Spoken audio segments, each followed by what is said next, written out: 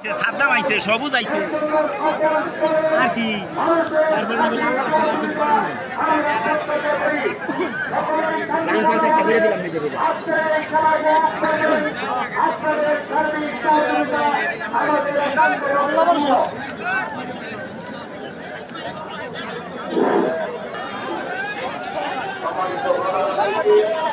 আজকের খেলার উদ্বোধন সম্মানিত বিশেষ অতিথি আমাদের মহামন্ত্রী সদস্য সচিব সহ আমাদের সম্মানিত অতিথিবৃন্দ আজকের খেলা পরিচালনা করার জন্য এগিয়ে যাচ্ছেন।